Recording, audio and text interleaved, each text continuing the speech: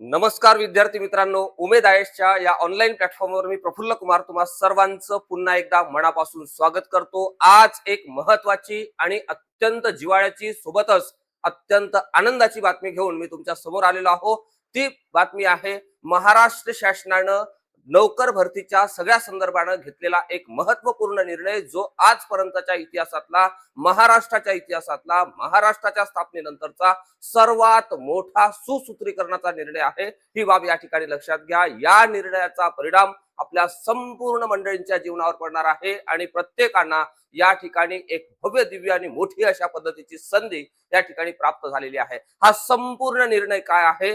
भरती प्रक्रियेच्या संदर्भामध्ये महाराष्ट्र शासनाने अपडेट केलेले रूल्स कशा पद्धतीचे आहे आणि सरळ सेवेची भरती महाराष्ट्र लोकसेवा आयोगाच्या माध्यमातून होत असताना कोणकोणत्या पदांची भरती होणार आहे, पोलीस भरतीचं स्टेटस काय आहे, शिक्षक भरतीचं स्टेटस काय आहे, इतर पदभरतीच्या संदर्भामध्ये महाराष्ट्र शासनाने नियम कशा पद्धतीने ठेवलेले आहे आणि सोबतच सरळ सेवेच्या कोणकोणत्या परीक्षा महाराष्ट्र लोकसेवा आयोगाच्या कक्षेच्या माध्यमातून होणार आहे, या सगळ्या संदर्भामध्ये इत्तमभूत अशा पद्धतीची माहिती आपण आजच्या या सत्रामध्ये निश्चितपणे जाणून घेणार आहोत। हा व्हिडिओ शेवटपर्यंत पहा। या व्हिडिओच्या एंड नंतर म्हणजे जिथे व्हिडिओ स्टॉप होईल त्यानंतर तुमच्या सगळ्या प्रश्नांची उत्तरं त्या ठिकाणी क्लिअर झालेली असेल, ही बाब या ठिकाणी लक्षात घ्या। सर्वप्रथम तुमच्या सर्वांच्या वतीने मी महाराष्ट्र सरकारला पुन्हा एकदा खूप खूप धन्यवाद देतो। आदरणीय मुख्यमंत्री महोदय देवेंद्रजी फडणवीस साहेब, आदरणीय एकनाथजी शिंदे साहेब उपमुख्यमंत्री महाराष्ट्र राज्य आणि आदरणीय सुनेत्राताई पवार उपमुख्यमंत्री महाराष्ट्र राज्य यांना खूप खूप धन्यवाद देतो आणि आपल्या या महत्वपूर्ण निर्णयाला सुरुवात करतो। हा निर्णय आहे भरती प्रक्रियेच्या संदर्भामध्ये, हा निर्णय आहे सामान्य प्रशासन विभागाचा, महाराष्ट्र शासन सामान्य प्रशासन विभाग, आणि इथे विषय दिलेला आहे भरती प्रक्रिया सुसूत्रीकरण आणि सुधारणा। आता सुसूत्रीकरण आणि सुधारणा म्हणजे काय, इथपासून तर शेवटच्या सहीच्या रिमार्क पर्यंतचा संपूर्ण घटक आपण या ठिकाणी समजून घेणार आहोत। संवर्ग म्हणजे काय, सेवा म्हणजे काय, गट म्हणजे काय, सुसूत्रीकरण म्हणजे काय, सुधारणा म्हणजे काय, प्रशासकीय सेवा म्हणजे काय, तांत्रिक सेवा म्हणजे काय, या सर्व प्रश्नांची उत्तरं तुम्हाला या ठिकाणी मी देणार आहे। राजपत्रित संवर्ग म्हणजे काय, मृत संवर्ग म्हणजे काय, अराजपत्रित संवर्ग म्हणजे काय, या सगळ्या बाबी निश्चितपणे या व्हिडिओच्या माध्यमातून क्लिअर होणार आहे, ही बाब या ठिकाणी लक्षात घ्या। आणि ज्यांना असं वाटते की 2026 हे आपल्या स्वप्नपूर्तीचं वर्ष ठरलं पाहिजे, 2026 हे नोकरीचं वर्ष ठरलं पाहिजे, आपल्या स्वप्नपूर्तीचं वर्ष ठरलं पाहिजे, त्यांनी निश्चितपणे हा सगळा व्हिडिओ कंटिन्यू करा आणि आपल्या सर्व मित्रमंडळांमध्ये स्प्रेड करून टाका। दिनांक 5 मे 2026 म्हणजे आज रोजी आपल्याला हा प्राप्त झालेला महत्वपूर्ण अशा पद्धतीचा निर्णय आहे, ही बाब या ठिकाणी लक्षात घ्या। या सगळ्या संदर्भाने हा निर्णय घेत असताना महाराष्ट्र शासनाने जो महत्वाचा शासन निर्णय या ठिकाणी गृहीत धरलेला होता, तो वारंवार मी या अगोदर वेगवेगळ्या व्हिडिओच्या माध्यमातून तुम्हाला सांगितलेला होता, तो म्हणजे 18 जुलै 2024 चा। यामध्ये संदर्भ जर आपण पाहिलं तर महाराष्ट्र शासन या अगोदर कोणकोणते निर्णय घेतलेले होते, त्या निर्णयाचा काय परिणाम होतो, याचा सगळा संदर्भ घेऊन आजचा हा महत्वपूर्ण निर्णय महाराष्ट्र शासनाने घेतलेला आहे, ही बाब या ठिकाणी लक्षात घ्या। आणि जेव्हा जेव्हा महाराष्ट्र शासन एखादा निर्णय घेते, शासन निर्णय म्हणून पुढे येतो, त्यावेळेस त्याचे संदर्भ असतात आणि त्या सगळ्या संदर्भानं आपल्याला इथे तुम्हाला 1 2 3 4 5 6 7 8 9 अशा पद्धतीचे वेगवेगळे निर्णय आणि परिपत्रक शासनानं यापूर्वी, या निर्णयाच्या पूर्वी काढलेले होते। त्या सगळ्या परिपत्रकांचा शासन निर्णयाचा संदर्भ घेऊन महाराष्ट्र शासनाने या पदभरतीच्या संदर्भामध्ये एक महत्वाचा निर्णय घेतलेला होता। यामध्ये मी तुम्हाला सांगतो, या अगोदर म्हणजे 2014 2021 2022 2023 आणि 2024 मधला सर्वात महत्वाचा निर्णय आहे, तो म्हणजे शासन निर्णय सामान्य प्रशासकीय विभाग। हा त्याचा क्रमांक आहे 18 जुलै 2024। या 18 जुलै 2024 च्या शासन निर्णयानुसार 2026 पासून 1 जानेवारी 2026 पासून महाराष्ट्र शासनाच्या म्हणजे एमपीएससीच्या, महाराष्ट्र लोकसेवा आयोगाच्या कक्षेच्या बाहेर जी काही पदं ग्रुप बी नॉन गॅजेटेडची आणि ग्रुप सी ची पदं होती, ज्यामध्ये चालक पद वगळता हे सर्व पद टप्प्याटप्प्याने महाराष्ट्र लोकसेवा आयोगाच्या माध्यमातून भरण्यात यावी, त्या सगळ्या संदर्भामध्ये समन्वय समिती स्थापन करावी आणि समन्वय समितीने घेतलेल्या निर्णयानुसार पुढील प्रशासकीय रचना ठरवून ही नोकर भरती करावी, अशा पद्धतीचा हा शासन निर्णय आपल्याला 2018 म्हणजे 18 जुलै 2024 चा सांगतो, ही बाब या ठिकाणी लक्षात घ्या. आता या सगळ्या संदर्भानं हा जो जी आर आहे, हा जी आर मी या अगोदर सुद्धा तुम्हाला व्यवस्थितपणे सांगितला आणि आज शॉर्ट मध्ये तुम्हाला सांगितलं की या जी आर मध्ये शासनाने काय म्हटलेलं होतं. आता टप्प्याटप्प्याने हा सगळा संदर्भ आपण या ठिकाणी समजून घेण्याचा व्यवस्थितपणे प्रयत्न करू. माझ्यासोबत तुम्ही हा संपूर्ण व्हिडिओ कंटिन्यू करा आणि तुम्हाला कळेल की मी जे सुरुवातीला शब्द वापरला होता की महाराष्ट्राच्या स्थापनेनंतरचा सर्वात मोठा प्रशासकीय यंत्रणेच्या संदर्भातला, नोकर भरतीच्या संदर्भातला सर्वात मोठा आणि सर्वात मूलगामी अशा पद्धतीचा परिणाम करणारा हा शासन निर्णय आहे, ही बाब या ठिकाणी लक्षात घ्या. महाराष्ट्र शासनाचं टार्गेट आहे की विकसित महाराष्ट्र 2047, विकसित महाराष्ट्र 2047 आदरणीय पंतप्रधान महोदयांनी जे टार्गेट ठेवलेलं होतं की 2047 मधला आपला भारत कसा असावा, त्या धर्तीवर महाराष्ट्र शासनाने 2047 मधला महाराष्ट्र कसा असावा आणि 2047 मधला महाराष्ट्र हा सुजलाम सुफलाम, हा कर्जमुक्त आणि रोजगारयुक्त अशा पद्धतीचा जर आपल्याला निर्माण करायचा असेल तर आपल्याला जिला आपण पोलादी चौकट म्हणतो, जिला आपण प्रशासकीय चौकट म्हणतो, ती मजबूत करणं खूप जास्त गरजेचं आहे असं मत महाराष्ट्र शासनाचं होतं. म्हणून महाराष्ट्र शासनाने विजन डॉक्युमेंटचा एक पार्ट म्हणून राज्याच्या सर्व विभागांच्या भविष्यातील धोरणात्मक वाटचालीसाठी सर्वसमावेशक कृती आराखडा तयार करण्यात आला. त्यातील एक उद्दिष्ट किमान शासन आणि कमाल प्रशासन म्हणजे minimum government and maximum governance सुनिश्चित करणे असं आहे. या उद्दिष्टांच्या पूर्ततेसाठी पारदर्शक म्हणजे ट्रान्सपरंट, भविष्योन्मुख आणि नागरिक केंद्रित मनुष्यबळ उपलब्ध करून देण्याच्या दृष्टीने पदभरती प्रक्रियेमध्ये आमूलाग्र सुधारणा करण्याची बाब शासनाच्या विचाराधीन होती आणि या सगळ्या विचाराधीन असलेल्या बाबीला एक मूर्त रूप देण्याचं काम शासनानं या महत्वाच्या निर्णयावर घेतलेला होता. या पार्श्वभूमीवर संदर्भाने क्रमांक 7 आताच आपण पाहिला, तेथील दिनांक 18 जुलै 2024 रोजीच्या शासन निर्णयानुसार गट ब अराजपत्रित म्हणजे नॉन गॅजेटेड आणि गट क मधील संवर्गाची पदभरती महाराष्ट्र लोकसेवा आयोगाकडून करण्यास तत्वता मान्यता देण्यात आली आहे. त्यामुळे आता गट अ ते गट क, गट अ पासून गट क पर्यंत या संवर्गातील सर्व पदे महाराष्ट्र लोकसेवा आयोगाच्या कार्यकक्षेत आलेली आहे. कोणत्या निर्णयानुसार? 18 जुलै 2024 चा जो शासन निर्णय आहे, जो जी आर आहे, त्यानुसार या ठिकाणी ती आलेली आहे. भरती प्रक्रिया सुलभ करण्यासाठी सर्व संवर्गाच्या सेवा प्रवेश नियमांचा अभ्यास करण्यात आला, म्हणजे ज्याला आपण रिक्रुटमेंट रूल म्हणतो, म्हणजे RR म्हणतो, त्याचा अभ्यास करण्यात आला. त्यामध्ये समान अथवा कार्यात्मक दृष्ट्या साधर्म असलेल्या संवर्गासाठी भिन्न व अनेक बाबतीमध्ये सेवा प्रवेश नियम अस्तित्वात असल्याने भरती प्रक्रियेत अनावश्यक गुंतागुंत आणि विलंब व विसंगती निर्माण होत आहे. म्हणजेच काय, सेम पद आहे मात्र वेगवेगळ्या पद्धतीची भरती प्रक्रिया होते. काही ठिकाणी इथे लिपिक पद आहे आणि दुसऱ्या विभागाचे एक लिपिक पद आहे, काही ठिकाणी फक्त इंग्रजी टायपिंग मागलेला आहे, काही ठिकाणी फक्त मराठी टायपिंग मागलेला आहे किंवा दोन पैकी एक असलं तरी चालेल. काही ठिकाणी दोन्ही मागितलेलं आहे आणि काही डिपार्टमेंटने स्किल टेस्ट ठेवलेली आहे, काही डिपार्टमेंटने स्किल टेस्ट ठेवलेली नाही. अशी जी सगळी विसंगती होती, ही सगळी विसंगती समान पदांच्या बाबतीमध्ये सुसूत्रता आणण्याच्या दृष्टिकोनातून एक महत्वपूर्ण निर्णय घेऊन त्याला समान पातळीवर ही भरती राबविण्यासाठी समान स्वरूपाच्या पदांसाठी अनेक स्वतंत्र परीक्षा भरती प्रक्रियेस लागणारा विलंब, यामुळे पदे रिक्त राहून प्रशासकीय कार्यक्षमतेवर प्रतिकूल म्हणजे निगेटिव्ह अशा पद्धतीचा परिणाम होत असल्याचं शासनाला निर्देशित आलं आणि विविध संवर्गासाठी स्वतंत्र परीक्षा, वेगवेगळे अभ्यासक्रम, स्वतंत्र परीक्षा शुल्क, यामुळे उमेदवारांवर मानसिक, शैक्षणिक, आर्थिक ताण निर्माण होत असल्याचं निदर्शनास आलं. म्हणजे तुम्ही एनी ग्रॅज्युएट आहे तर एक परीक्षा दिली, एकदाच फी जर भरली तर तुम्ही वेगवेगळ्या पदांसाठी क्वालिफाय असले पाहिजे, समान अभ्यासक्रम असला पाहिजे आणि तुम्ही वेगवेगळ्या पदांसाठी त्या परीक्षेतून तुम्हाला त्या ठिकाणी इतर पदांसाठी सुद्धा तुम्ही पात्र ठरवलं गेलं पाहिजे. म्हणजेच काय तर सारख्याच पदांसाठी किंवा सारखीच अर्हता असलेल्या पदांसाठी तुम्हाला वेगवेगळी फी भरण्याची अजिबात आवश्यकता नाही. हा एक महत्वपूर्ण या ठिकाणी निर्णय आता झालेला आहे. यामध्ये जे मानसिक ताण आपण म्हणतो की परभणीचा मुलगा आहे त्याला नाशिकचं सेंटर मिळते, नाशिकचा मुलगा आहे अमरावतीचं सेंटर मिळते, अमरावतीचं मुलगा आहे त्याला यवतमाळचं सेंटर मिळते, यवतमाळचा मुलगा आहे त्याला पुण्याचं सेंटर मिळते. हा जो काही सेंटरचा गोंधळ आहे तो सुद्धा आता कमी होणार आहे.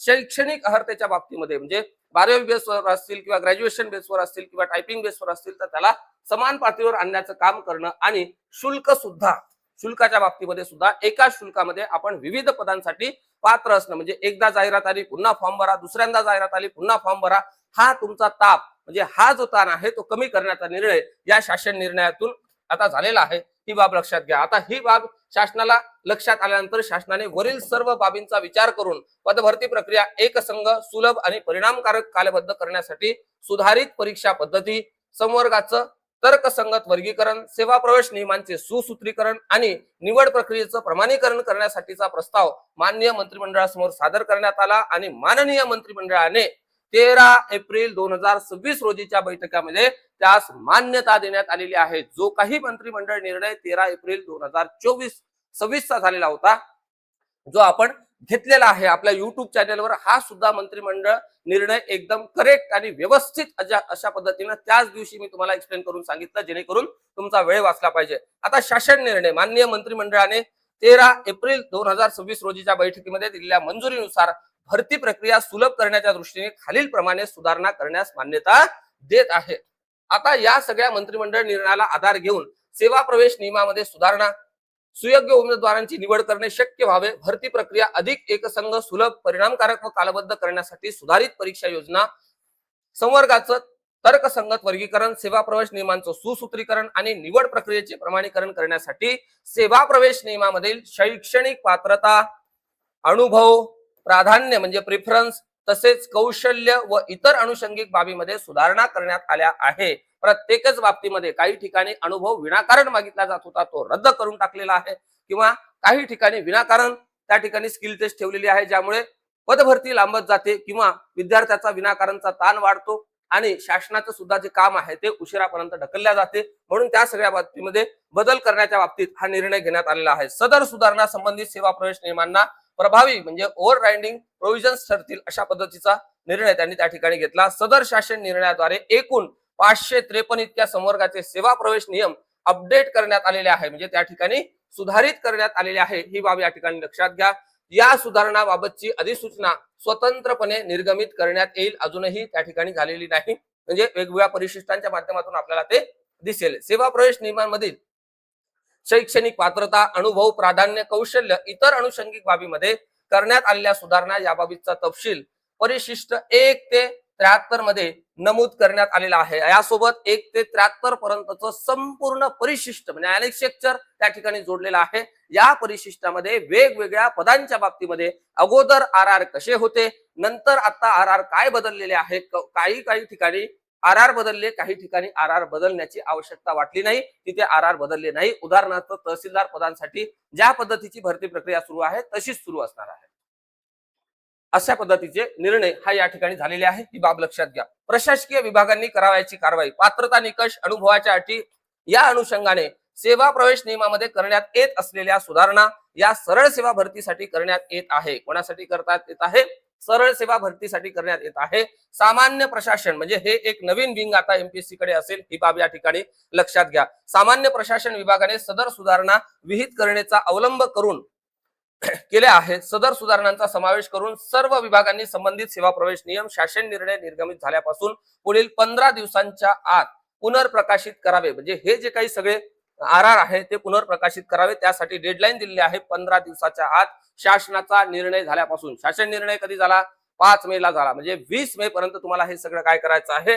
कंप्लीट करायचं आहे असं शासनाने आपल्याला सांगितलं. सदर सुधारणांच्या अनुषंगाने संबंधित संवर्गांच्या पदोन्नती म्हणजे प्रमोशन साखळीतील पदोन्नतीचा संवर्ग, प्रमोशनल कॅडर, निम्न कॅडर म्हणजे फीडर कॅडर, तसेच ज्या संवर्गाच्या सेवा प्रवेश नियमामध्ये वरील परिच्छेद क्रमांक 1 मध्ये नमूद सुधारणा करण्यात आल्या आहे त्या संवर्गाच्या सेवा प्रवेश नियमांच्या अन्य तरतुदीमध्ये आवश्यकतेनुसार यथास्थिती अनुषंगिक बदल करण्याची जबाबदारी संबंधित प्रशासकीय विभागांची राहील. प्रशासकीय विभागांनी सामान्य प्रशासन विभागाच्या मान्यतेने विहित कार्यपद्धतीचा अवलंब करून आवश्यक ते बदल हा शासन निर्णय निर्गमित झाल्याच्या दिनांकापासून पुढील 1 महिन्यांमध्ये अधिसूचित करावे अशा पद्धतीचा निर्णय हा या ठिकाणी झालेला आहे, ही बाब इथे लक्षात घ्या. त्यानंतर ज्या संवर्गाचे सेवा प्रवेश नियम अद्याप अधिसूचित केलेले नाहीत अशा संवर्गाच्या सेवा प्रवेश नियमामध्ये शैक्षणिक अर्हता व अनुभवासंबंधीच्या सुधारणा सुचवल्या आहेत. सदर तरतुदींचा समावेश करून प्रशासकीय विभागांनी सेवा प्रवेश नियम 1 महिन्यात काय करावे? अधिसूचित करावे अशा पद्धतीचा एक टाइम बॉन्ड या ठिकाणी दिलेला आहे. म्हणजे ही सगळी पदभरती तातडीनं होणार आहे, लवकरात लवकर होणार आहे. याचे सगळे परिणाम 2026च्या भरती प्रक्रियेपासून दिसणार आहे. ही बाब या ठिकाणी लक्षात घ्या. आणि सरते शेवटी मी तुम्हाला कोणत्या कॅन्डिडेटनी कधीपासून तयारी सुरू केली असल्यास आता काय करणं अपेक्षित आहे यावर सुद्धा एक स्वतंत्रपणे बोलणार आहे. ही बाब या ठिकाणी लक्षात घ्या. या निर्णयाला घेऊन एक पुढच्या काळामध्ये भरपूर सारे व्हिडिओज मी तुमच्यासाठी घेऊन येतो, ज्यामध्ये विविध पदांच्या बाबतीमध्ये तुमची सगळी क्लॅरिटी त्या ठिकाणी येईल. ही बाब लक्षात घ्या. कारण या सगळ्या संदर्भाने वापरलेले महत्वपूर्ण शब्द आहे संवर्ग, सेवा, गट, मृत संवर्ग. या सगळ्यांचा अभ्यास हा माझा वेगवेगळ्या नागरी सेवेचा जो काही नियम आहे त्या नियमाच्या संदर्भाने मी ज्या वेळेस डिपार्टमेंटलच्या वेगवेगळ्या बॅचेस शिकवल्या त्या संदर्भाने मला हे निश्चितपणे माहिती आहे. परीक्षा योजनेचे विस्तारीकरण, महाराष्ट्र नागरी सेवा अराजपत्रित गट अ व गट ब संवर्ग, विद्यमान सेवेत अधिक संवर्ग समाविष्ट करणे. म्हणजे जे काही आता सेवा आहे त्या सर्व्हिसेस मध्ये इथे पहा, महाराष्ट्र लोकसेवा आयोगामार्फत सध्या राज्य सेवा, अभियांत्रिकी सेवा, यांत्रिकी, विद्युत व यांत्रिकी, त्यानंतर महाराष्ट्र कृषी सेवा, अन्न व औषध प्रशासन सेवा, त्यानंतर महाराष्ट्र वन सेवा व वैद्यमापन शास्त्र सेवा, अशा 6 सेवामार्फत एकूण 57 संवर्गामध्ये पदभरती करण्यात येत आहे. या 6 सेवांमध्ये 46 संवर्गांचा नव्याने समावेश करण्यात येऊन महाराष्ट्र नागरी सेवा राजपत्रित गट अ व गट ब अंतर्गत एकूण 103 संवर्गांचा समावेश करण्यात आलेला आहे. म्हणजे संवर्ग या ठिकाणी वाढलेले आहे, सर्व्हिसेस वाढलेले आहे. याबाबतचा तपशील परिशिष्ट 1 ते 3 मध्ये नमूद करण्यात आलेला आहे. आपण लवकरच पाहणार आहोत. परिशिष्टामध्ये, सदर परिशिष्टामध्ये विद्यमान तसेच नव्याने समाविष्ट संवर्गाचा तपशील दर्शवण्यात आलेला आहे. महाराष्ट्र वनसेवा, महाराष्ट्र अन्न व औषध प्रशासन सेवा तसेच वैद्यमापन शास्त्र सेवा यांच्या सध्या स्थितीतील भरती प्रक्रियेमध्ये कोणताही बदल किंवा विस्तार करण्यात आलेला प्रस्तावित नाही. सदर सेवांची भरती प्रक्रिया विद्यमान रचनेनुसारच सुरू आहे. म्हणजे राज्य सेवेतून हे पद त्या ठिकाणी भरली जात आहे. ही बाब या ठिकाणी लक्षात घ्या. प्रशासकीय विभागांनी करावयाची कारवाई काय आहे? प्रशासकीय विभागांनी राज्य सेवेतील विद्यमान व नव्याने समाविष्ट करण्यात केलेला सदर संवर्गाची बिंदू नामावली अद्ययावत करून मागणी पत्र पाठवण्याची कारवाई 1 महिन्यात काय करावी? पूर्ण करावी. अशा पद्धतीचं टाइमलाईन या ठिकाणी दिलं. महाराष्ट्र नागरी सेवा राजपत्रित गट अ व गट ब मध्ये नव्याने निर्माण करण्यात आलेल्या सेवा. आता इथे काही सेवा या नव्याने निर्माण करण्यात आलेल्या आहेत त्या दिलेल्या आहेत. सध्या स्थितीत विविध प्रशासकीय विभागांनी कार्यात्मक दृष्ट्या समान संवर्गासाठी स्वतंत्र भरती प्रक्रिया राबवली जाते. परिणामी प्रत्येक संवर्गासाठी मागणी पत्र पाठवण्यापासून नियुक्ती देण्यापर्यंतची गुंतागुंतीची व दीर्घकाळ प्रक्रिया ती सुरू राहणारी जी स्वतंत्र भरती प्रक्रिया राबवली जाते. संयुक्त परीक्षेचे आयोजन करण्यासाठी एकच विभागातील समान संवर्गाचा अभ्यास करून त्याचे वर्गीकरण करण्यात आले. या वर्गीकरणाच्या आधारे महाराष्ट्र लोकसेवा आयोगामार्फत भरती करण्यात येणाऱ्या महाराष्ट्र नागरी सेवा राजपत्रित गट अ व गट ब मधील 6 सेवा व्यतिरिक्त 18 नवीन सेवा त्या ठिकाणी निर्माण करण्यात आलेल्या आहे. ज्यामध्ये तुम्हाला माहिती असेल की वेगवेगळ्या प्रशासकीय सेवांचा यामध्ये समावेश होतो. ही बाब या ठिकाणी लक्षात घ्या. या 18 नवीन सेवामध्ये विविध प्रशासकीय विभागातील एकूण 93 संवर्गाचा समावेश आहे. नव्याने निर्माण करण्यात आलेल्या सेवा व त्यामध्ये अंतर्भूत करण्यात आलेले संवर्ग याबाबतचा तपशील परिशिष्ट क्रमाने 4 ते 21 मध्ये नमूद करण्यात आलेला आहे. ही बाब या ठिकाणी लक्षात घ्या. पुढे आपण सर्व परिशिष्ट पाहणार आहोत. कोणकोणत्या परिशिष्टामध्ये कोणकोणते पद आहेत त्या सगळ्या संदर्भामध्ये असलेले आर अगोदरचे आर आणि नवीन आर यात काही चेंजेस झालेले आहे का ते सुद्धा आपण पाहण्याचा प्रयत्न करू. नोडल विभागाची भूमिका, नवीन सेवामध्ये समावेश करावयाचे संवर्ग, या संवर्गाची भरती प्रक्रिया, पात्रता निकष अंतिम करण्याची जबाबदारी संबंधित नोडल विभागाची राहील. विभागांनी सक्षम प्राधिकाऱ्यांची मान्यता घेऊन याबाबतचा प्रस्ताव महाराष्ट्र लोकसेवा आयोगात सादर करावा व मागणी पत्राबाबत समन्वय करावे. आता या ठिकाणी जो शब्द प्रयोग आहे सक्षम प्राधिकारी, म्हणजे ज्या प्राधिकाऱ्यांना ते अधिकार प्रदान केलेले आहे, मग त्याचं डेजिग्नेशन काहीही असू द्या त्याला आपण सक्षम प्राधिकारी म्हणतो. ही बाब या ठिकाणी लक्षात घ्या. प्रशासकीय विभागांनी, तुम्ही शासनात गेल्यानंतर हा शब्द प्रयोग तुम्हाला खूप जास्त वेळा ऐकायला मिळेल. प्रशासकीय विभागांनी करावयाची कारवाई, प्रशासकीय विभागांनी राज्य सेवेतील विद्यमान व नव्याने समाविष्ट केलेल्या सेवांमधील संवर्गाची बिंदू नामावली अद्ययावत करून मागणी पत्र पाठवण्याची कारवाई 1 महिन्यात पूर्ण करावी असं सुद्धा आपल्याला या ठिकाणी सांगितलेलं आहे. म्हणजे भरती प्रक्रिया ही वेगवान होणार आहे. ही बाब लक्षात घ्या. गट ब अराजपत्रित व गट क संवर्ग सध्या स्थितीत, म्हणजे आत्ताची स्थिती जर आपण पाहिली तर महाराष्ट्र लोकसेवा आयोगामार्फत घेण्यात येणाऱ्या महाराष्ट्र गट ब अराजपत्रित सेवा संयुक्त परीक्षेमध्ये अंतर्भूत असलेले संवर्ग वगळता, हे सगळे संवर्ग वगळता ओके, म्हणजे ज्याला आपण कंबाईंड ग्रुप बी ची एक्झाम म्हणतो, त्यामध्ये PSI, STI, असिस्टंट आणि सब रजिस्टर हे संवर्ग त्या ठिकाणी आहे. उर्वरित गट ब अराजपत्रित व गट क संवर्गाची भरती प्रक्रिया संबंधित प्रशासकीय विभागाकडून स्वतंत्रपणे केली जाते आहे, ही बाब या ठिकाणी लक्षात घ्या. संदर्भातील क्रमांक 7 येथील 18 जुलै 2024 रोजीच्या शासन निर्णयानुसार गट ब अराजपत्रित व गट क मधील संवर्गाची पदभरती महाराष्ट्र लोकसेवा आयोगाकडून करण्यास मान्यता देण्यात आलेली आहे. गट ब अराजपत्रित व गट क मधील संवर्गाच्या कामकाजाचं स्वरूप म्हणजे काम कसं आहे, प्रशासकीय आहे का अथवा तांत्रिक स्वरूपाचा आहे.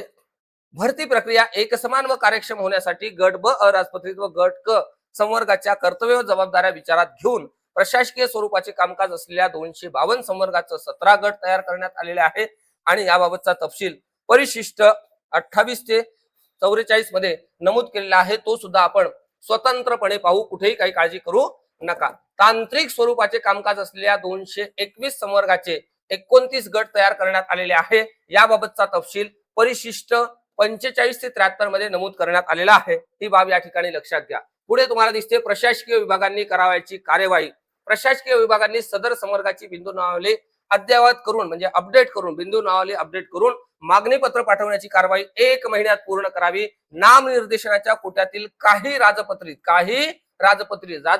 पद म्हणजे ही पद की ज्यांची बदली, ज्यांची नियुक्ती, ज्यांचं ट्रान्सफर, ज्यांना पदावरून दूर केल्याच्या ह्या सगळ्या नोंदी राजपत्रामध्ये नोंदी केलेल्या असतात, त्यांना आपण राजपत्रित अधिकारी म्हणतो म्हणजे गॅजेटेड ऑफिसर म्हणतो. ही बाब या ठिकाणी लक्षात घ्या. ओके, संवर्गातील पदे थेट मुलाखती ऐवजी विभागांतर्गत पदोन्नती किंवा प्रतिनियुक्तीद्वारे भरणे. म्हणजे काही पदं अशी होती की महाराष्ट्र लोकसेवा आयोगाने यापूर्वी प्रशासकीय अधिकारी पदांची साठी जाहिरात काढली होती आणि त्यासाठी जर फॉर्म कमी आल्यास महाराष्ट्र लोकसेवा आयोगाने परीक्षा घेतलेली होती. म्हणजे फॉर्मची संख्या पाहता समजा एक 10 पद आहे, 10 पदांसाठी 20च फॉर्म आले, तर मग त्या ठिकाणी परीक्षा आयोगाने घेतलेली नाही, डायरेक्ट मुलाखती घेतलेल्या आहे. काय केलेल्या आहे, थेट मुलाखती घेतलेल्या आहे. आणि आता अशा पदांच्या बाबतीमध्ये, अशा गॅजेटेड पदांच्या बाबतीमध्ये मग ग्रुप ए चं पद असू द्या किंवा ग्रुप बी चं पद असू द्या, अशा पदांच्या बाबतीमध्ये थेट मुलाखती ऐवजी विभागांतर्गत पदोन्नती म्हणजे डिपार्टमेंट मधल्याच काही लोकांना पदोन्नती देऊन त्या पदावर त्यांना पोहोचवा. ओके, किंवा प्रतिनियुक्तीद्वारे ते पद भरा म्हणजे डेप्युटेशनवर ते पद भरा, अशा पद्धतीचा निर्णय हा या ठिकाणी झालेला आहे. ज्याचा तुमच्या सामान्य जीवनाशी काही संबंध नाही. जे मंडळी शासनामध्ये होते त्यांच्याशी संबंध आहे, कारण प्रशासकीय अधिकारी गट ब आणि गट अ साठी गॅजेटेड साठी त्या ठिकाणी प्रशासकीय सेवेचा अनुभव लागतो. सामान्य कॅन्डिडेटला तिथे फॉर्म भरता येत नाही. ही बाब या ठिकाणी लक्षात घ्या. ओके, तरी हा थेट मुलाखतीचा जो संदर्भ आहे तुम्हाला बऱ्याचशा जणांना समजला नसेल, हा समजून सांगणं आणि याचा पूर्व अभ्यास असल्यामुळे मी तुम्हाला हे सगळं क्लिअरपणे सांगू शकतो. म्हणजे जनरली हे शासन निर्णय वाचल्यानंतर भरपूर सारे प्रश्न अजूनही विद्यार्थ्यांचे अनुत्तरित असतील, मात्र हा व्हिडिओ पाहिल्यानंतर तुमचा सिंगल प्रश्न सुद्धा अनुत्तरित नसेल, ही बाब या ठिकाणी लक्षात घ्या. प्रत्येक प्रश्नाचं उत्तर या ठिकाणी क्लिअर होणार आहे. आपले शिकवण्याची मेथड सुद्धा तशीच आहे की तो एज्युकेटरच बनला पाहिजे, ही बाब या ठिकाणी लक्षात घ्या. विभागांतर्गत पदोन्नती किंवा प्रतिनियुक्तीद्वारे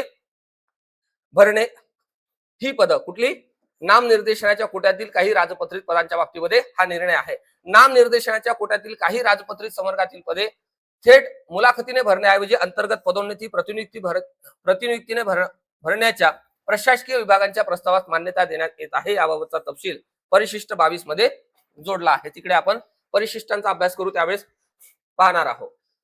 ओके, नामनिर्देशनाच्या कोट्यातील काही अराजपत्रित संवर्गातील पदे अंतर्गत पदोन्नतीवर प्रतिनियुक्ती भरण्याच्या प्रशासकीय विभागांच्या प्रस्तावास मान्यता देण्यात येत आहे. याबाबतचा तपशील परिशिष्ट 23 मध्ये त्या ठिकाणी जोडलेला आहे. पात्रता निकष व अनुभवाच्या अटी या अनुषंगाने सेवा प्रवेश नियमामध्ये करण्यात येत असलेल्या सुधारणा या पदोन्नती व प्रतिनियुक्तीने भरतीसाठी करण्यात येत आहे. कशासाठी करण्यात येत आहे, पदोन्नती आणि प्रतिनियुक्तीने भरतीसाठी करण्यात येत आहे. त्यांच्यासाठीच पात्रता आणि अनुभवाच्या बाबतीमध्ये त्या ठिकाणी सुधारणा करण्यात येत आहे. नामनिर्देशनाच्या कोट्यातील काही राजपत्रित संवर्गातील पदे थेट मुलाखतीऐवजी विभागांतर्गत पदोन्नती किंवा प्रतिनियुक्तीद्वारे भरण्यासाठी सामान्य प्रशासन विभागाने संबंधित संवर्गाच्या सेवा प्रवेश नियमामध्ये विहित प्रक्रियेचा अवलंब करून सुधारणा केल्या आहेत. सदर सुधारणांचा समावेश करून सर्व विभागांनी संबंधित सेवा प्रवेश नियम हा शासन निर्णय निर्गमित झाल्यापासून पुढील 15 दिवसात पुनर्प्रकाशित करण्यात यावी, म्हणजे रिपब्लिश करण्यात यावं असं त्या ठिकाणी म्हटलेलं आहे. ही बाब इथे लक्षात घ्या. प्रशासकीय विभागांनी करावयाची कारवाई काय केलं पाहिजे? सदर सुधारणांच्या अनुषंगाने संबंधित संवर्गाच्या पदोन्नती साखळीतील पदोन्नतीचा संवर्ग म्हणजे प्रमोशनल कॅडर, निम्न संवर्ग म्हणजे फीडर कॅडर, तसेच ज्या संवर्गाच्या सेवा प्रवेश नियमामध्ये सुधारणा करण्यात आल्या आहेत त्या संवर्गाच्या सेवा प्रवेश नियमांच्या अन्य तरतुदीमध्ये आवश्यकतेनुसार यथास्थिती अनुषंगिक बदल करण्याची जबाबदारी संबंधित प्रशासकीय विभागांची राहील. प्रशासकीय विभागांनी सामान्य प्रशासन विभागाच्या मान्यतेने विहित कार्यपद्धतीचा अवलंब करून आवश्यक ते बदल पुढील 1 महिन्यामध्ये अधिसूचित करावेत. प्रशासकीय विभागांनी थेट मुलाखतीऐवजी विभागांतर्गत पदोन्नती किंवा प्रतिनियुक्तीद्वारे भरावाच्या पदांची माहिती 1 महिन्यात प्रमोशनल पोर्टलवर त्या ठिकाणी अपडेट करावी, म्हणजे काय करावी? अद्ययावत करावी असं या ठिकाणी म्हटलेलं आहे. पुढे दिला आहे मृत संवर्ग म्हणजे डेड कॅडर. प्रशासकीय कामकाजात, प्रशासकीय व्यवहारात माहिती तंत्रज्ञान कार्यप्रणालीचा मोठ्या प्रमाणावर वापर वाढलेला आहे. प्रशासकीय पुनर्रचना, आधुनिक तंत्रज्ञान या पार्श्वभूमीवर काही संवर्गांच्या कर्तव्य व जबाबदाऱ्या आता कालबाह्य ठरलेल्या आहे. या पार्श्वभूमीवर प्रशासकीय दृष्ट्या अनावश्यक ठरलेल्या संवर्गाच्या प्रशासकीय विभागांनी प्रस्तावित केल्यानुसार मृत संवर्ग म्हणून घोषित करण्यात येत आहे. आता काही जे पद आहे, काही पद या टेक्नॉलॉजीच्या काळामध्ये ते टिकलेले नाही आणि त्यांना कुठेतरी आता अपडेट होणं सुद्धा गरजेचं आहे, म्हणून त्यांना त्या ठिकाणी मृत संवर्गामध्ये टाका असं म्हटलेलं आहे. मृत संवर्गामध्ये कार्यरत असणारे अधिकारी व कर्मचारी यांचे सेवाविषयक लाभ अबाधित राहतील. म्हणजे एखादं पद आहे, हे पद सरकारनं रद्द केलं म्हणजे या अगोदर या पदावर जे लोक होते त्यांना जे काही लाभ मिळत होता ते लाभ मिळतच राहणार आहे, ही बाब लक्षात घ्या. मात्र या नंतरच्या भरती प्रक्रियेमध्ये तशा पद्धतीचं पद दिसणार नाही, त्याला आपण मृत संवर्ग म्हणतो, ही बाब इथे लक्षात घ्या. याबाबतचा तपशील परिशिष्ट 24 ते 26 मध्ये नमूद करण्यात आलेला आहे. प्रशासकीय विभागांनी करावयाची कारवाई. सर्व प्रशासकीय विभागांनी 1 महिन्यांच्या आत, किती? 1 महिन्यांच्या आत, म्हणजेच भरती प्रक्रिया खूप वेगाने होणार आहे, ही बाब या ठिकाणी लक्षात घ्या. तातडीची भरती आहे. पुढच्या 4 ते 5 महिन्यामध्ये ह्या सगळ्या भरती प्रक्रियेच्या संदर्भामध्ये परीक्षा योजना आणि जाहिराती आलेल्या तुम्हाला निश्चितपणे दिसतील, ही बाब लक्षात घ्या. यात संबंधित संवर्ग मृत घोषित करण्याबाबतचा शासन निर्णय निर्गमित करावा, तसेच विभागाच्या आकृती बंधातही अनुषंगिक सुधारणा करावी. प्रशासकीय विभागांनी मृत संवर्ग म्हणून घोषित करण्यात आलेल्या संवर्गातील पदांची माहिती पुढील 1 महिन्यात प्रमोशनल पोर्टलवर त्या ठिकाणी सादर करण्यात यावी असं आपल्याला या ठिकाणी म्हटलेलं आहे. त्यानंतर पहा, प्रस्तुत शासन निर्णयान्वये सेवा प्रवेश नियम व परीक्षा योजनेमध्ये करण्यात आलेल्या सुधारणा या शासन निर्णयाच्या दिनांकापासून सरळ सेवेने उमेदवारांची निवड करताना सदर तरतुदी त्या ठिकाणी लागू राहतील.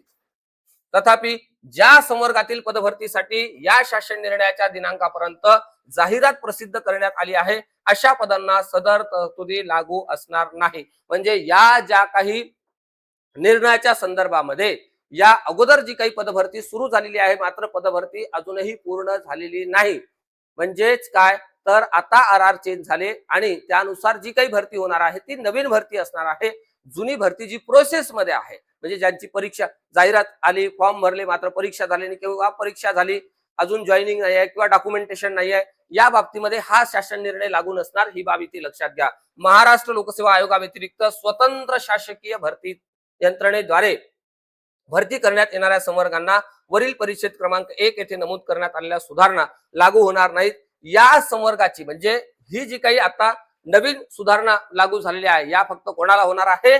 महाराष्ट्र लोकसेवा आयोगाच्या माध्यमातून भरती प्रक्रिया राबवणाऱ्यांसाठीच हे लागू होणार आहे, इतरांसाठी लागू होणार नाही. म्हणजे काय तर मुंबई हायकोर्टाची भरती, बॉम्बे हायकोर्टाची भरती, वेगळ्या बेंचची भरती किंवा डिस्ट्रिक्ट कोर्टाची भरती ही पूर्णतः वेगळी आहे, ती पूर्णतः वेगळी आहे, त्याला हा निर्णय लागू होणार नाही, ही बाब या ठिकाणी लक्षात घ्या. म्हणजे एमपीएससीच्या माध्यमातून जी काही पदं आता नव्याने भरली जाणार आहे त्याच सर्व पदांसाठी हे हा शासन निर्णय लागू असेल, ही बाब इथे लक्षात घ्या. या संवर्गाची भरती प्रक्रिया पूर्वीप्रमाणेच राहील, बरोबर आहे.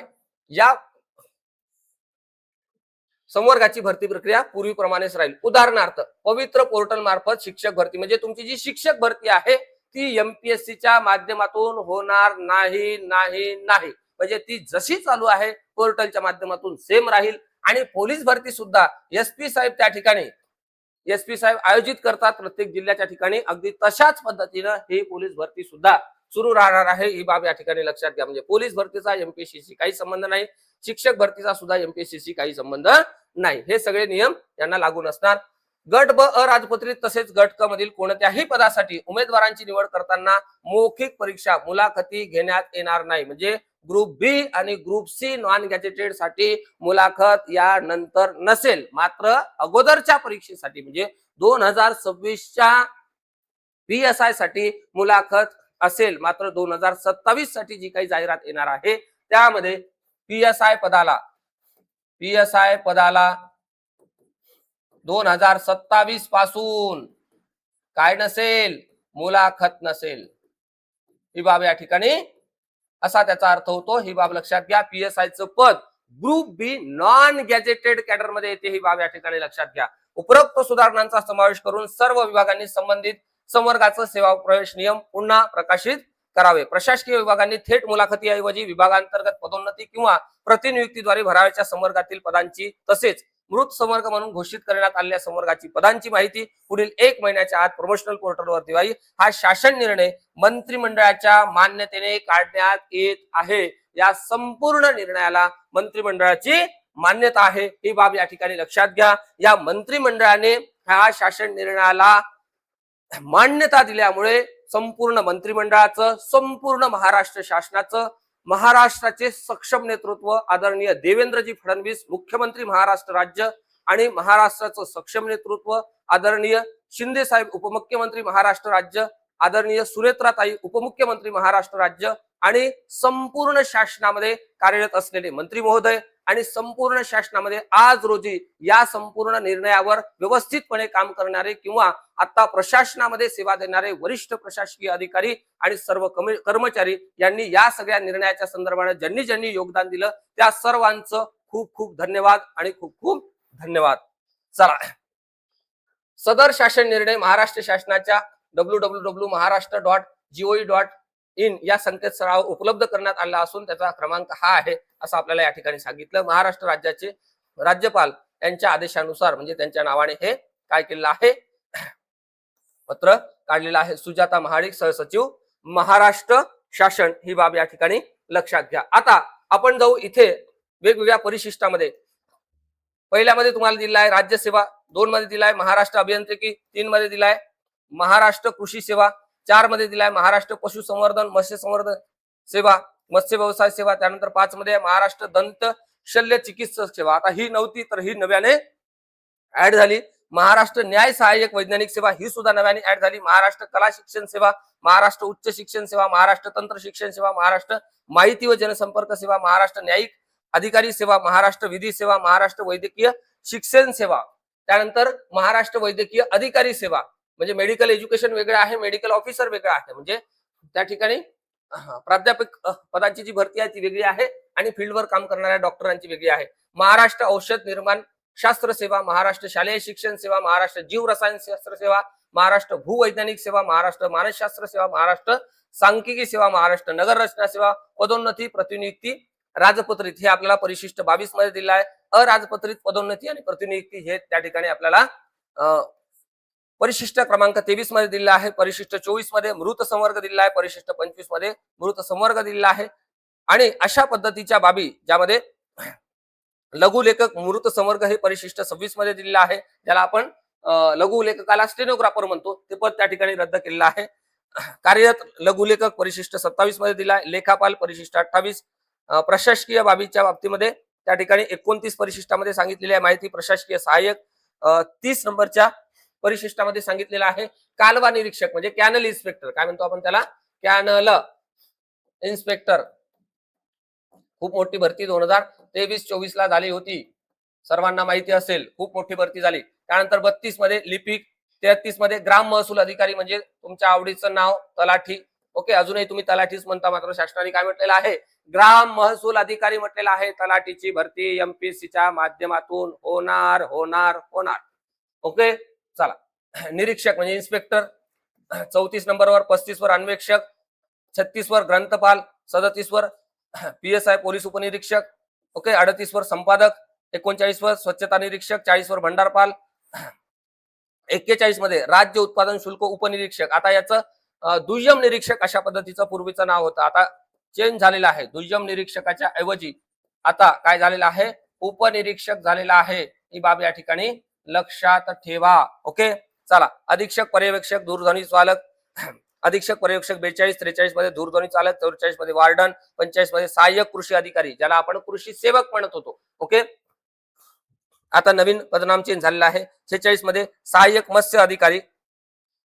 ओके, त्यानंतर 47 मध्ये सहाय्यक मोटर वाहन निरीक्षक म्हणजे AMVI, 48 मध्ये लेखा परीक्षक, 49 मध्ये भूकर मापक.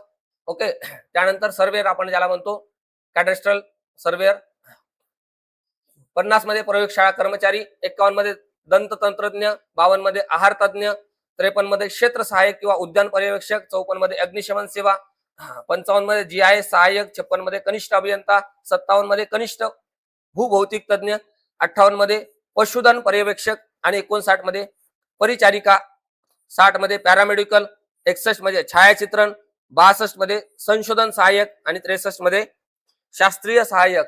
त्यानंतर आहे 64 मध्ये तांत्रिक सहाय्यक, 65 मध्ये आहे समाज सेवा अधीक्षक. हे पद MPSC कडे गेलेलं आहे. MSW वाले लक्षात ठेवा. इथे काही बदल झालेला आहे का तो आपण परिशिष्ट 65 मध्ये पाहणार आहोत. यावर एक मी स्वतंत्रपणे व्हिडिओ घेणार आहे. वेगवेगळ्या पदांच्या बाबतीमध्ये म्हणजे ग्राम महसूल अधिकारी, तलाठी असू द्या, ग्रंथपाल असू द्या, MSW च्या बाबतीमध्ये, समाजसेवा अधीक्षक असू द्या, या सगळ्या बाबतीमध्ये मी स्पेशल व्हिडिओ घेणार आहे. त्यामुळे जी मंडळी नवीन आहेत त्यांनी आपलं चॅनल जॉईन करून ठेवा. इथे सगळे व्हिडिओ येणार आहे. आपल्या युट्यूब चॅनलला सबस्क्राईब करून ठेवा. ही बाब इथे लक्षात घ्या. पटकन तुम्हाला ती नोटिफिकेशन येईल. 66 मध्ये क्रीडा अधिकारी, 67 मध्ये पर्यवेक्षक म्हणजे सुपरवायझर किंवा APO सहाय्यक प्रकल्प अधिकारी हे पद, 68 मध्ये तांत्रिक अधिकारी म्हणजे टेक्निकल ऑफिसर.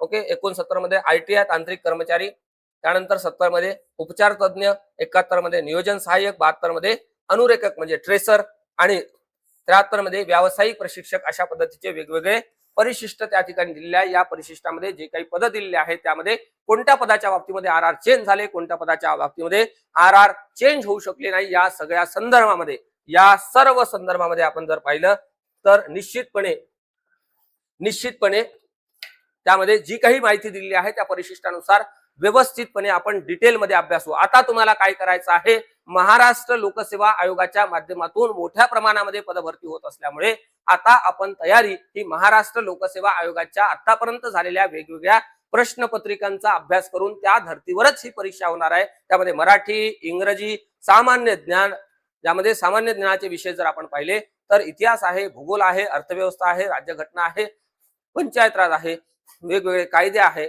चालू घडामोडी आहे, सामान्य विज्ञान आहे, तंत्रज्ञान आहे, संगणक आहे, अशा विविध विषयाचा अभ्यास तुम्हाला करायचा आहे. गणित आणि बुद्धिमत्तेचा सुद्धा तुम्हाला अभ्यास करायचा आहे आणि जोरात अभ्यासाला लागायचा आहे, कारण या सगळ्या संदर्भामध्ये भरती प्रक्रिया खूप वेगात होणार आहे आणि 2026 पासूनच याला सुरुवात होते आहे. ही बाब या ठिकाणी लक्षात ठेवा. ज्यांनी यापूर्वी अभ्यास केला मात्र पद मिळालं नाही, ज्यांनी यापूर्वी अभ्यास केला मात्र अपेक्षित पद मिळालं नाही किंवा त्यांना ड्रीम पोस्ट मिळाली नाही, त्या सर्वांना पद मिळण्यासाठी या ठिकाणी मार्ग मोकळा झालेला आहे. महाराष्ट्र लोकसेवा आयोग परीक्षा घेत असल्यामुळे निगेटिव्ह मार्किंग असणार आहे. ही बाब या ठिकाणी लक्षात घ्या. बहुतांश सरळ सेवेच्या परीक्षांमध्ये त्या ठिकाणी निगेटिव्ह मार्किंग नव्हती आणि इथे निगेटिव्ह मार्किंग असणार आहे आणि या प्रश्नपत्रिकेचा एक व्यवस्थित अशा पद्धतीचा स्टँडर्ड दर्जा त्या ठिकाणी दिसणार आहे. आणि सर्वात महत्वाची बाब म्हणजे हा पूर्ण भरती प्रक्रियेचा विषय हा पारदर्शक अशाच पद्धतीचा असणार आहे. ही बाब या ठिकाणी लक्षात घ्या, कारण महाराष्ट्र लोकसेवा आयोगाने घेतलेल्या आजपर्यंतच्या सर्व परीक्षा या ट्रान्सपरंट आणि एकदम स्वच्छ अशा पद्धतीच्या वातावरणामध्ये झालेल्या आहे. या परीक्षा शासकीय यंत्रणेकडून राबवल्या जातात. ही बाब या ठिकाणी विशेष रूपानं त्या ठिकाणी लक्षात घ्या. घटनात्मक आयोगाने घेतलेली कंडक्ट केलेली परीक्षा आणि इतर मंडळांनी परीक्षा कंडक्ट केली यामध्ये खूप मोठं अंतर आहे. हे तुम्ही सुद्धा जाणकार असल्यामुळे निश्चितपणे तुम्हाला माहितीच असेल. या सगळ्या मंत्रिमंडळ निर्णयाच्या निमित्तानं, या मंत्रिमंडळ निर्णयाच्या संदर्भानं काम करणारी संपूर्ण प्रशासकीय यंत्रणा म्हणजे महाराष्ट्र शासनाने 100 दिवसांचा प्रोग्राम राबवलेला होता. त्यामध्ये हा एक महत्वाचा विषय होता, मात्र तो महाराष्ट्रातली दुष्काळजन्य परिस्थिती पाहता, पाऊस पाहता त्या ठिकाणी होऊ शकला नाही. त्यानंतर महाराष्ट्र शासनाने एक कृती आराखडा, कृती कार्यक्रम 150 दिवसांचा राबवला.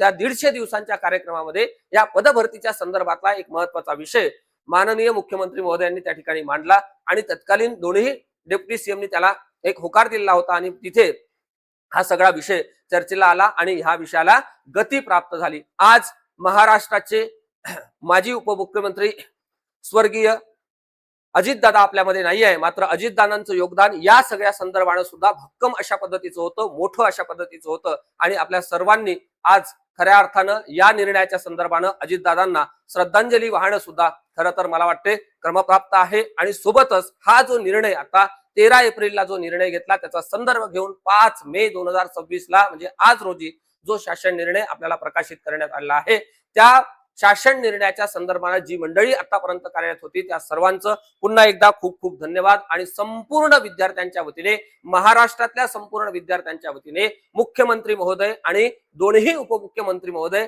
यांचं त्या ठिकाणी पुन्हा एकदा खूप खूप धन्यवाद मी मानतो आणि तुम्हाला उज्ज्वल भविष्यासाठी खूप साऱ्या शुभेच्छा देतो. तुमचे काही प्रश्न असतील, उपप्रश्न असतील तर कमेंट करून त्या ठिकाणी विचारण्याचा प्रयत्न करा आणि सोबतच या ठिकाणी डिस्क्रिप्शन बॉक्समध्ये आपल्या अकॅडमीचे दोन्ही नंबर दिले आहेत, त्या ठिकाणी सुद्धा तुम्ही संपर्क करून आपले जे काही प्रश्न असतील, उपप्रश्न असतील, शंका असतील ते त्या ठिकाणी क्लिअर करून घेऊ शकता. आता घेतलेल्या या सगळ्या पूर्ण व्हिडिओमध्ये तुमचे जवळपास सगळे प्रश्न हे त्या ठिकाणी क्लिअर झालेले आहे. मात्र या सगळ्या संदर्भामध्ये क्लिअर होऊनच तिथून थांबणार नाही, तर आपल्याला परीक्षेला सामोरं जायचं आहे. हा निर्णय झाला म्हणजे प्रत्येकाला नोकरी लागणार आहे का? तर अजिबात नाही. जे आता झटून अंग झटून कामाला लागणार आहे, भरपूर अभ्यास करणार आहे, प्रामाणिक कष्ट घेणार आहे, मार्गदर्शकाचं ऐकणार आहे, टेस्ट सिरीज लावणार आहे आणि प्रॅक्टिस करणार आहे, चुकांवर काम करणार आहे, त्यांना लवकरात लवकर पोस्ट मिळणार आहे. ही बाब या ठिकाणी लक्षात घ्या. म्हणून आता सिलेबस घेऊन बसा, सोबतच आतापर्यंत महाराष्ट्र लोकसेवा आयोगाने घेतलेल्या वेगवेगळ्या प्रश्नपत्रिका घेऊन बसा आणि अभ्यासाला लागा. लवकरच या सगळ्या संदर्भामध्ये परीक्षा योजना आणि अभ्यासक्रम जाहीर होणार आहे, त्यानुसार नव्याने जाहिराती त्या ठिकाणी सुरू होणार आहे. ही बाब या ठिकाणी लक्षात घ्या. आपल्या आई वडिलांचं स्वप्न पूर्ण करा, आपल्या मेहनतीला न्याय द्या आणि लवकरात लवकर महाराष्ट्र प्रशासनामध्ये दाखल होऊन विकसित महाराष्ट्र 2047 साठी हातभार लावा आणि तुमच्या प्रत्येकासाठी अभिनंदन हा शब्द मला वापरण्याची तुम्ही संधी द्याल अशा अपेक्षेसह आजच्या या विशेष सत्रात मी इथेच थांबतो. लवकरच भेटू या नंतरच्या सत्रामध्ये. परिशिष्ट म्हणजे काय आणि वेगवेगळ्या परिशिष्टांमध्ये काय काय दिलेलं आहे, तांत्रिक सेवा म्हणजे काय, प्रशासकीय सेवा म्हणजे काय, या सगळ्या संदर्भानं आपण दुसऱ्या पार्टमध्ये भेटू. तोपर्यंत खूप खूप धन्यवाद. शुभ दिन.